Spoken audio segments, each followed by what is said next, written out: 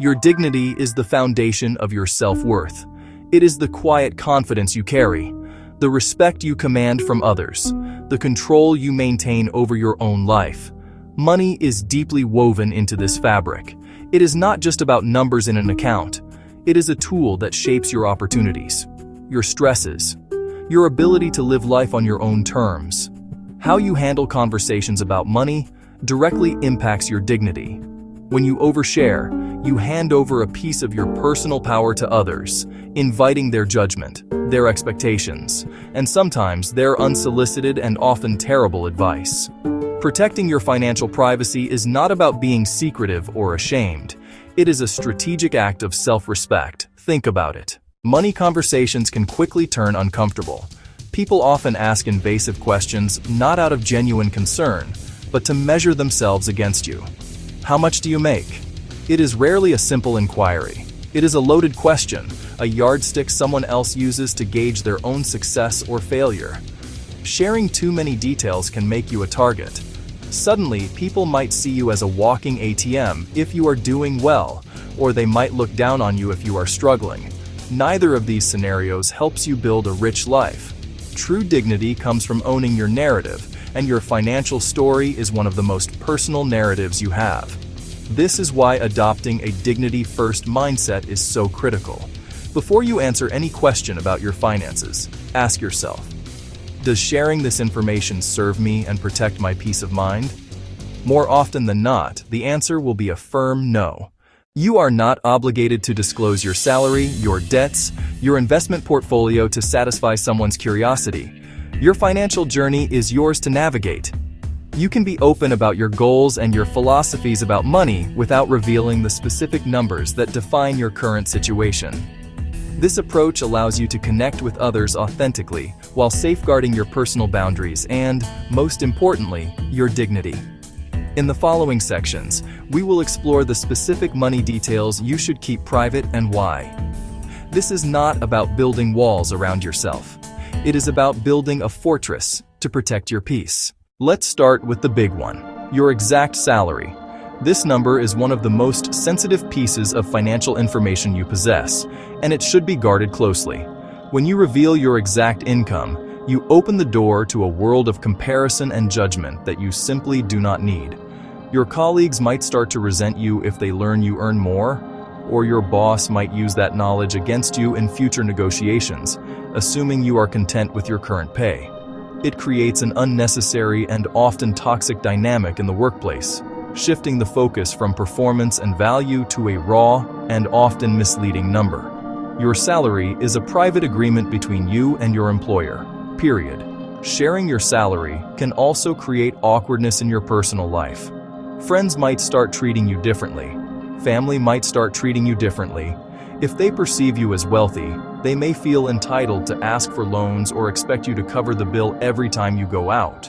Conversely, if they think you earn less, they might offer pity or unsolicited, unhelpful advice, undermining your sense of autonomy. Your income does not define your worth as a person, but sharing it gives others a tool to label and judge you. Protecting this number is a powerful way to ensure people relate to you for who you are, not for what you earn. Similarly, your bank balance is another detail that belongs in the need-to-know category, and almost no one needs to know. Flaunting a high balance on social media or in conversation is a terrible idea. It is like painting a target on your back for scammers, thieves, and opportunistic people who see your savings as their opportunity. It can attract unwanted attention and put your financial security at risk. You might think you are just celebrating a win, but in the public eye, you are broadcasting your vulnerability. There is a huge difference between being proud of your progress and recklessly advertising your assets to the world. On the other hand, if your balance is lower than you would like, sharing that exact figure can lead to feelings of shame or inadequacy. You might feel judged for your financial situation, even though it is often a temporary state or a reflection of strategic choices, like investing heavily in your business or paying down debt. Instead of sharing a raw number, learn to speak about your financial health in general terms. I'm on track with my savings goals. Debt can feel like a heavy weight, an unseen chain that follows you around. It is a deeply personal part of your financial journey, and you have no obligation to disclose specifics to anyone not helping you manage it. When you tell people the exact amount of your student loans, credit card debt, mortgage, you invite judgment that damages your dignity. People may view you as irresponsible or financially incompetent, even if your debt came from education, a medical emergency, or starting a business. Their pity or criticism doesn't pay it off faster. It adds an emotional burden. Keeping debt figures private is a matter of safety. In the wrong hands, liability info can be used to manipulate you. A predatory lender or a manipulative acquaintance might use your debt as leverage, pressuring you into bad decisions. Your debt is your business. When needed, confine conversations to trusted professionals.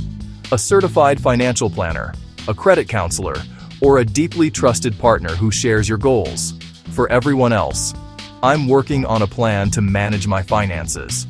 On the flip side is your savings and investment portfolio. Being proud of a nest egg is fine, but announcing exact totals is a strategic mistake.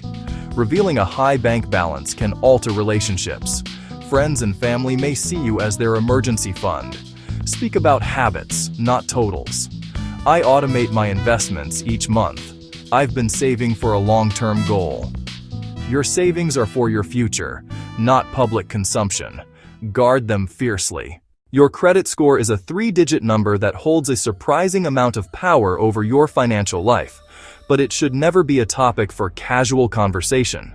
This score is a summary of your financial history, and it is incredibly personal. Sharing it publicly, whether online or with friends, is like handing over a key to your financial past. People may use it to make snap judgments about your reliability and your habits.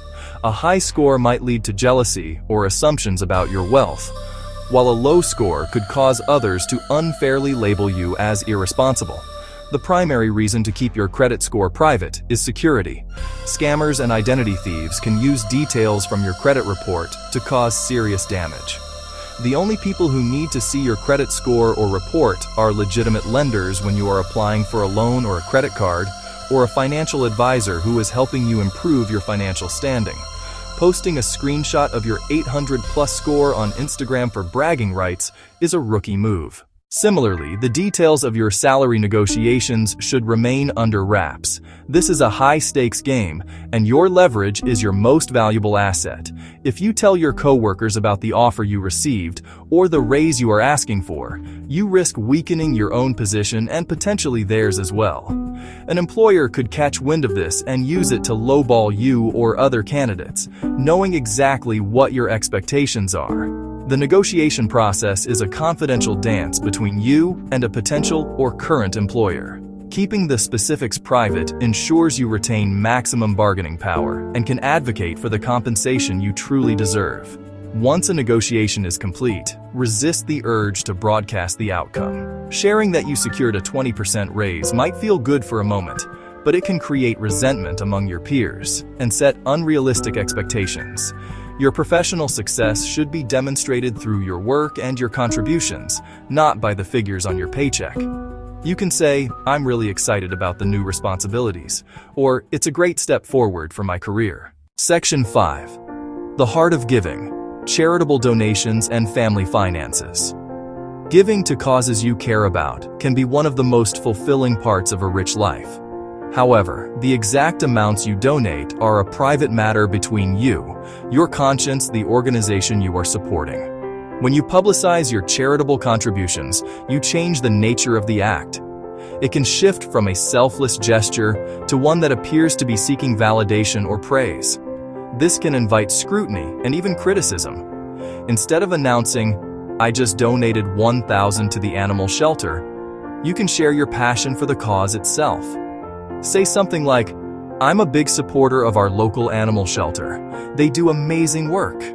This encourages others to get involved and learn more without making it about the money. Even more sensitive than charitable giving are matters of family money and inheritance.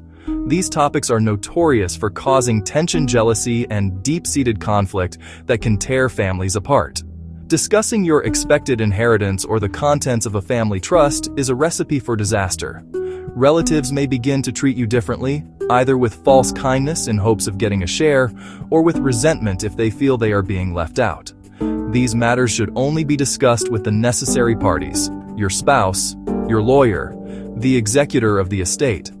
To protect your relationships and your own peace of mind, create a firm boundary around discussions of inheritance. If a family member brings it up inappropriately, gently but firmly shut it down. Section 6. The hidden hustle: side income and tax details. In today's economy, many people have a side hustle or an additional source of income. While this entrepreneurial spirit is commendable, the details of your secret income streams should be kept on a need-to-know basis. Broadcasting your side business can create complications you have not anticipated. For one, your primary employer might have policies against outside work, especially if it could be seen as a conflict of interest. Revealing your hustle could jeopardize your main source of income, creating unnecessary risk. Furthermore, telling everyone about your successful side business can attract unwanted competition and countless requests for free advice. Friends, acquaintances, even strangers might expect you to teach them your exact methods, demanding your time and energy without compensation. While helping others is noble, you are not obligated to build a business for someone else. Keeping your side income sources private allows you to grow your venture at your own pace, without pressure from your employer or the burden of becoming an unwilling business coach. Celebrate your wins privately or with a small circle of trusted mentors who understand the journey. Your tax details, including the size of your refund or the amount you owe, are another area of your finances that demands strict privacy. Your tax return is a comprehensive document containing a wealth of sensitive information, from your income, investments, dependents, charitable giving. In the wrong hands, this information is a gold mine for identity thieves. In the digital age, protecting your financial privacy extends far beyond face-to-face conversations. Your online activity creates a digital footprint, and if you are not careful, it can reveal far more about your financial situation than you intend. Social media platforms are designed for sharing, but they are also trawled by scammers, marketers, and nosy acquaintances looking for information. Every post, picture, comment contributes to a public profile of your lifestyle, your habits, and, by extension, your wealth. Maintaining your dignity online requires a conscious and deliberate approach to what you share with the world. Start by conducting a simple audit of your social media profiles. Are you posting photos of expensive purchases with the price tag still on? Are you checking in at 5-star resorts every other weekend? While you may just be sharing your joy, others might interpret this as bragging or as an invitation to ask for money. Avoid posting pictures of sensitive documents like pay stubs, credit cards, or tax forms, even with the numbers blurred. It is shocking how often people do this. A good rule of thumb is, if it has a $sign or an account number on it, it does not belong on the internet. Beyond what you post, it is crucial to manage your privacy settings. Show finger hovering privacy settings. Take the time to go through each platform and restrict who can see your content. Limit your audience to close friends and family rather than a global audience of strangers. Be wary of quizzes and third-party apps that ask for permission to access your profile data. They are often data harvesting operations in disguise. Turn off location tagging on your photos to prevent people from knowing when you are away from home, which can be a security risk. Your online persona should be a curated version of your life, not a transparent window into your bank account. Finally, think critically about the financial challenges or trends that circulate online. Sharing your net worth progress or your monthly savings rate might seem motivating, but it publicizes sensitive data points. Instead, find a private community or a trusted group of friends to share these milestones with. You can participate in the spirit of these challenges, improving your savings, paying down debt, without broadcasting the numbers to your entire network. Your digital life should support your rich life, not undermine it. By being intentional and security-minded, you can use social media to connect with others while keeping your financial dignity and safety firmly in place. While keeping your financial details private from the general public is essential, there are times when you will need to discuss money with the people closest to you, such as your spouse, partner, a trusted family member. These conversations are different. They are not about satisfying curiosity. They are about building a shared future. They are about solving problems. They are about providing support. However, even in these intimate relationships, it is important to approach money talks with care and intention. The goal is to foster trust and collaboration, not to create conflict or surrender your autonomy. When you need to have a serious money conversation with a partner, set the stage for success. Choose a calm, private time when neither of you is stressed or distracted. Do not try to discuss the budget while you are rushing out the door or after a long, exhausting day. Start the conversation by stating your shared goal. For example, I'd love to talk about our financial goals for next year so we can make sure we're on the same page. This frames the discussion as a team effort rather than an accusation or a confrontation. Be prepared to listen as much as you talk, and respect that your partner's feelings about money may be different from your own. Honesty is crucial in these conversations, but it must be paired with respect. You might need to share account balances, debts, income, to create a joint budget or plan for a major purchase like a house. When you share this information, do so with the understanding that it is confidential. You can even say, "This is just between us. It's important to me that we keep our financial details private as a couple." This establishes a boundary of trust around your shared financial life. Use I statements to express your feelings without placing blame, such as, "I feel anxious when our credit card balance gets too high," instead of, "You're spending too much money." If you need to discuss finances with other family members, like aging parents or siblings, the same principles apply. Be clear about the purpose of the conversation. Are you trying to help your parents with their estate plan? Are you coordinating care for a loved one? Stick to the necessary information and avoid getting dragged into old family dramas. If a family member pressures you for details that are not relevant, you can use the same polite shutdown techniques. These conversations can be emotionally charged, but by approaching them with a clear purpose, a calm demeanor, and a commitment to privacy, you can navigate them with your dignity and your relationships intact. Knowing what not to share is only half the battle. You also need to know how to handle it when someone asks a prying question. Master the art of the polite shutdown. Protect your privacy without creating conflict or awkwardness. You don't need a long explanation or dramatic confrontation. A simple, calm, firm response is more effective. Close the door on the topic so gracefully they barely notice. This technique protects your financial dignity. Prepare a few short, go-to phrases. Smile and say, "I actually prefer to keep my finances private." Or, "I make it a rule not to talk about money." Polite, direct. If they're taken aback, immediately pivot. Ask about their weekend, a movie they watched, a project they're excited about. This redirects the conversation and eases tension. With close friends or family, use a softer approach. Offer a vague range or a general statement. "I got a deal I'm happy with. It fit within my budget." If they press, use a polite shutdown. Show willingness to engage, but set clear limits. Honor the relationship while protecting your information. Setting boundaries is self-care. You're teaching people how to treat you. If someone repeatedly disrespects your boundaries, distance yourself from the conversation or the person. Your peace of mind is worth more than their curiosity. You do not owe anyone an explanation for your financial choices, your life, your money, your rules. Practice these techniques to navigate conversations with confidence. This skill will pay dividends for life.